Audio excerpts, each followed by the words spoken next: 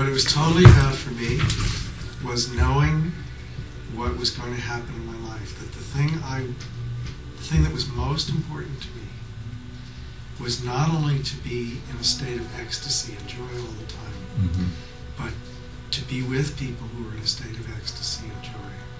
And in fact, to make the whole world, to do whatever my soul and my body could do to bring the rest of the world into a state of ecstasy and joy and self-awareness. In other words, I knew by the time I was 24 that the Aquarian Age was coming and that the whole planet was going to be transformed, and that my life was about never wanting to lose that space of feeling completely part of everything at all moments.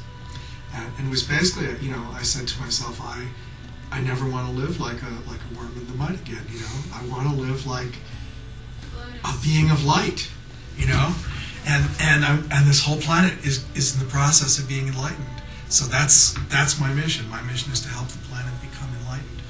At that point, it was like, now show me what the path is, what I need to do, what my dharma is, what my tool is to do that.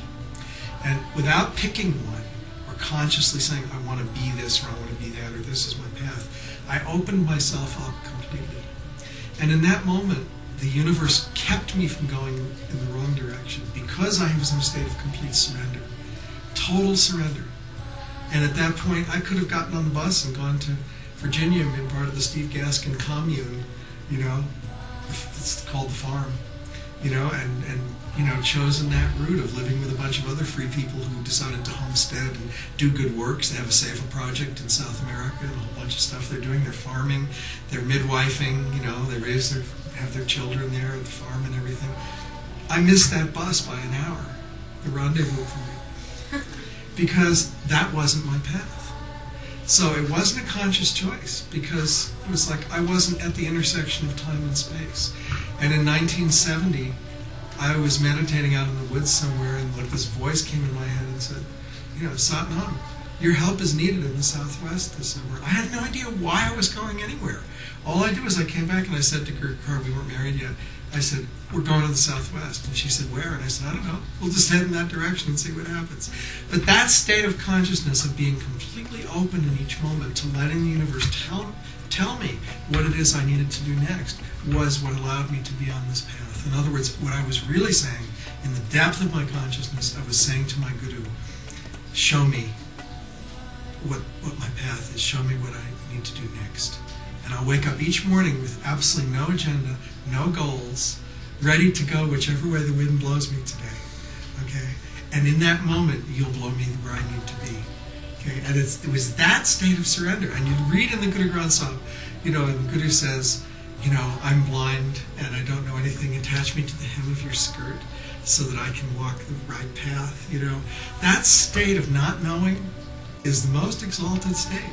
That state of knowing, and these are my goals and this is what I want to do, is a whole nother approach to it. It's not that one's better than the other, but for me, that exalted state of surrender, of saying, I don't know where I want to go. Let the universe show me. I know what I want to do and what I want to be, but I don't know how to go there, so let the universe show me.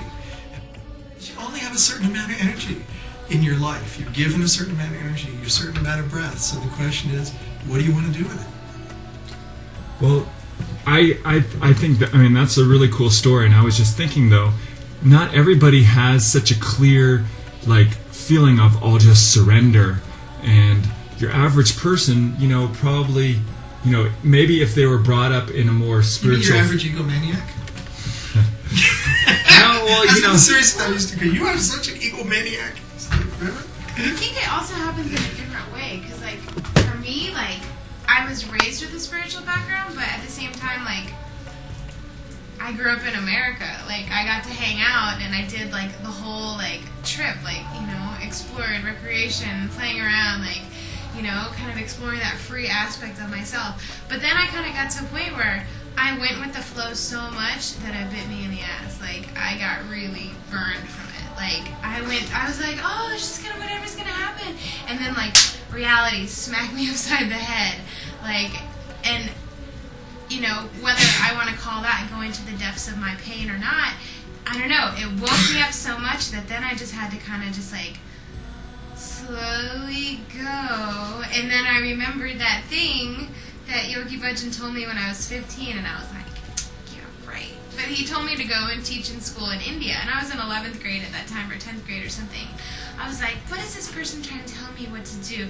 I'm in school. I don't need to go somewhere and teach. Does he mean leave now? Da-da-da. I was like so in my ego, like, what are you trying to tell me, old man? And I don't know, but after I had gotten to that point of just like getting smacked by reality, I was like, oh, I gotta go to India. And so once I finally made it there, then I had that experience of like surrendering, of like, because that's all you can do in India. That's all you can do. That's true. Like whatever happens every single day, like that's just what happens. There's no like, oh no, I was planning for this, because that's like such a joke. It's like you're on a rickshaw and like all you're doing for that moment is hoping that no cars come and crash at you. You know, like that's just like where you are. So that put me in such a space of like connecting to my soul, connecting to that surrendering, and just going with where God was providing. And it wasn't like I'm consciously now changing my life to be like this, but I was like put in that position. And then by the time I made it back to Atlanta, and you know, it was like the funniest story. Like I went to photography school and I went to India to take these photos. I had taken 2,000 photographs and I put them all on my iPod. And the day I came home to get them off of my iPod, I totally erased the hard drive. Lost every Because single that's not photo. really why you went to India. Exactly. And it was like, you have to let go of all of your attachments. You want to be a photographer? Well, try being a photographer without photos. How do you like that? You know? Yeah, so it put me in such a space of like whatever you think is your plan, it's not your plan, because wherever you're going to go is where you're going to go. And ever since I then went to India, that, you know, the next step was like, oh, I'm moving to Espanola. Like, it took me a few months of like, really? That's what you know, because I didn't really consider myself a Sikh. I was like totally down with Kundalini yoga and meditation, but I was like, being a Sikh, yeah, right. Like, that's a religion. Like, I'm not gonna like try to get all up in that. But I don't know. It was just like I had to surrender, and I was just going where spirit was guiding, and I was like very spaced out at that point, you know, like. And my brother, he continually says, he's like, Darshan, he was like, he's like, I'm so happy you moved here. He's like, you are more grounded than you've ever been in your life. Like, he's like, it was like night and day. Like, you're actually here in your body. So, I don't know. That's just kind of like how it all unfolded. And then, I don't know, coming here wasn't, like, always in my consciousness, it's been like, I'm coming here to do work so I can clean out all of my stuff so that I can be such a pure channel to serve everybody. And to me, that's what being a Sikh is. Nothing more, nothing less, you know? Like, I know at a certain point in my life, I had to make a choice. I was at crossroads, and maybe it was my destiny to not do those things, but I feel like there's always that range of a possibility where I could be pulled into these things that is not really a positive. I hear exactly what you're saying. The way I look at that is this. Everybody comes into this life with a certain amount of samskars and a certain amount of karmas. And you have more karmas in the early part of your life. Whatever, you may be used, you may be abused, you may be maltreated, you may be whatever you are in this life. You have some pain, depth of pain that you need to go through. You were not loved, your mother didn't love you, your father didn't love you, someone abused you, whatever. And the question is whether you allow yourself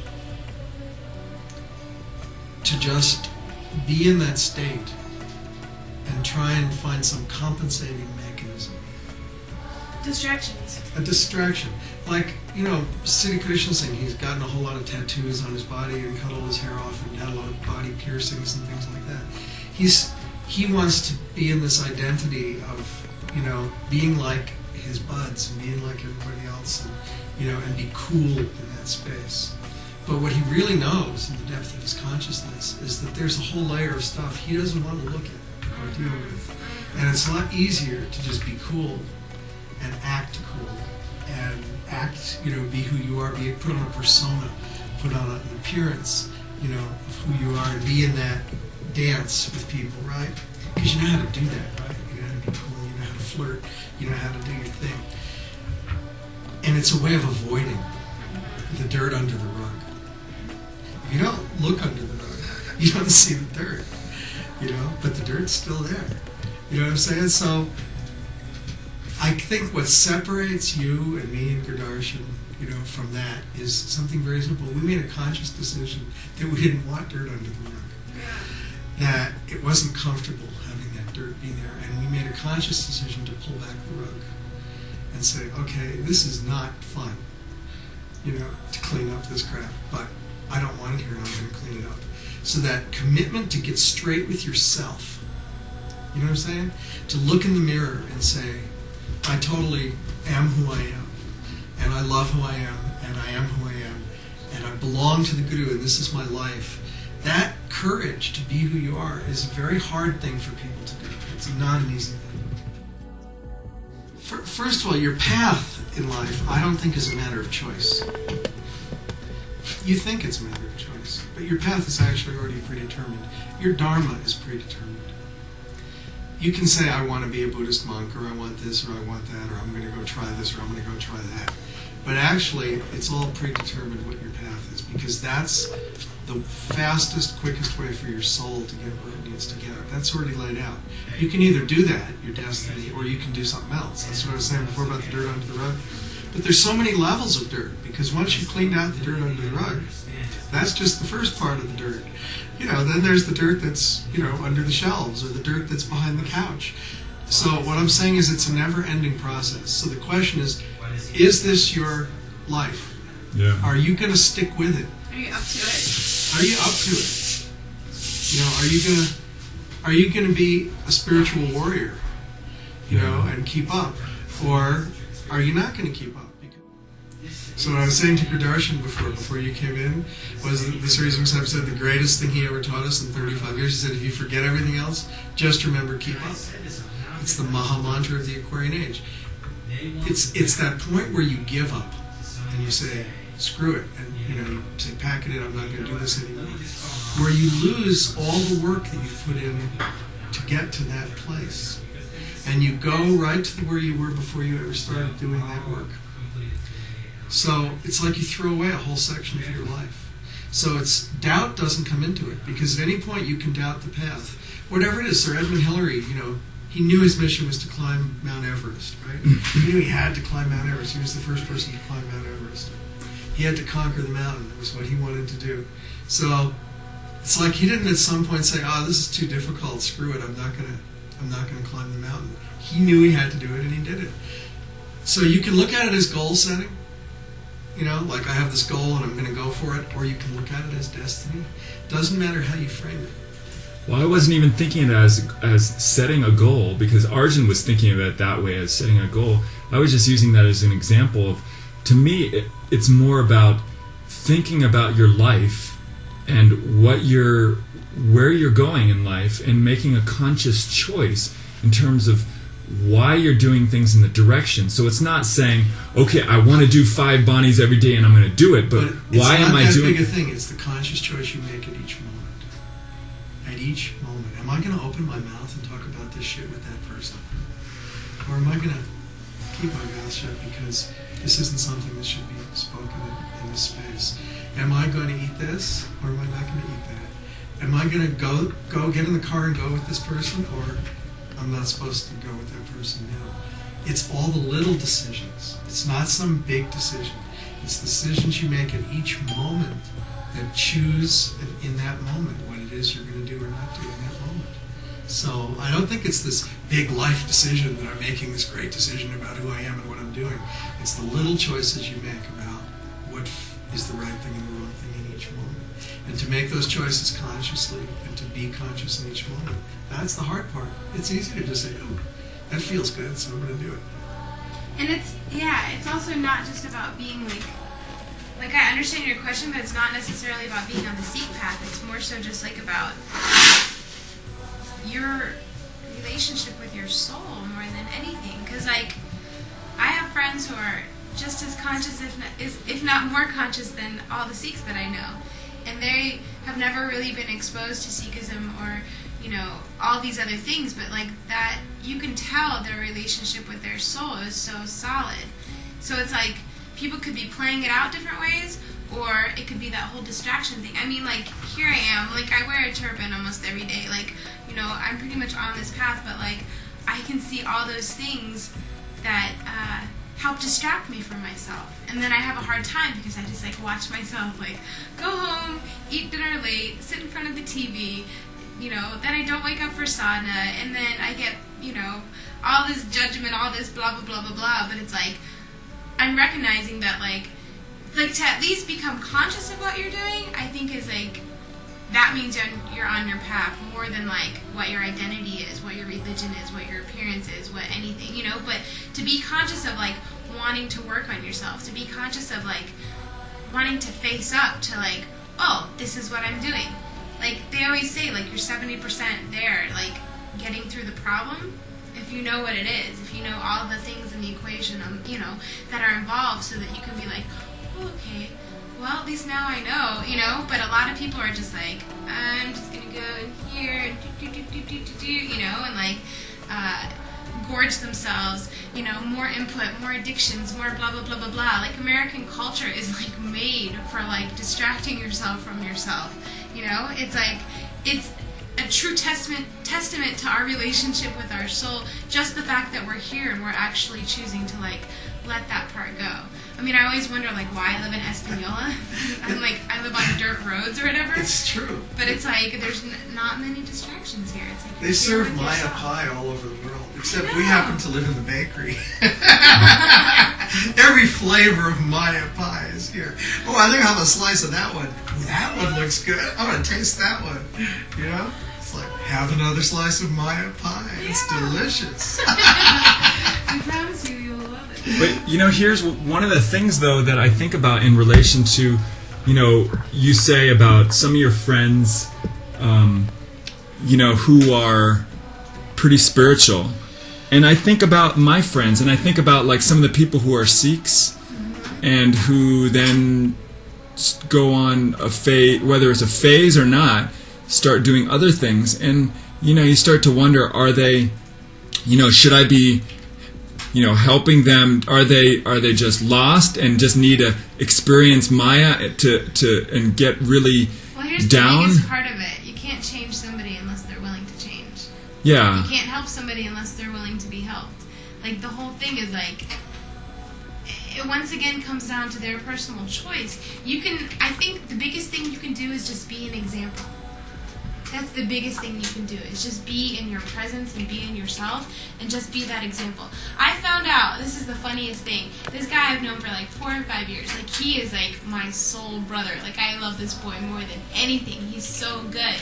I found out the other day that I've impacted him way more than anything I could have ever possibly thought, because I just expressed to him where I am and what I'm going through. And, like, I believe in, like, living purely and having pure intentions and, you know, recognizing my purity of consciousness so that I can serve others. But, like, I just found out that, like, every time he drinks or smokes or does whatever, like, he thinks of me, and it makes him either feel guilty or at least gives him another second before he decides to do whatever he's doing or something like that. But he basically, like, he checks himself because he's starting to have that relationship with his soul.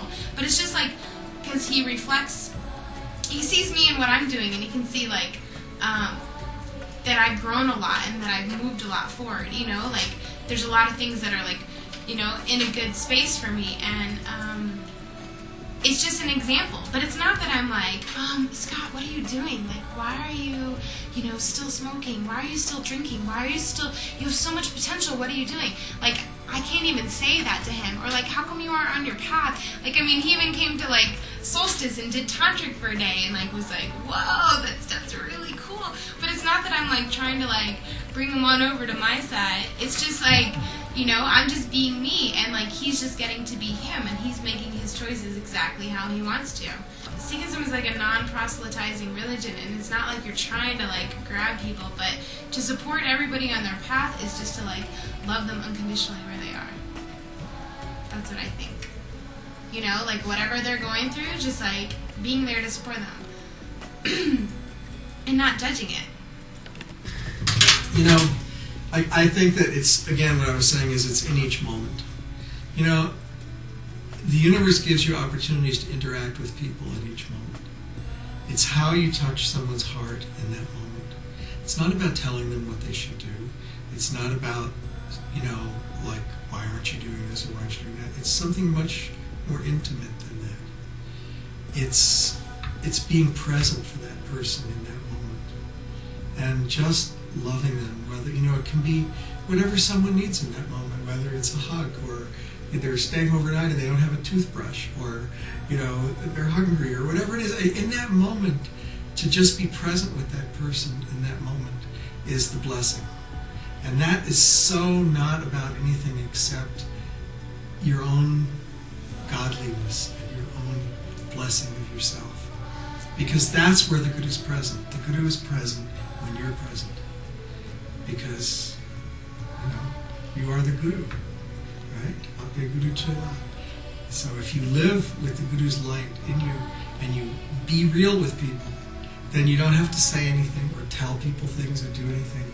You just be there, and it happens the same way, when you shuffle on the carpet and you touch someone and the spark jumps.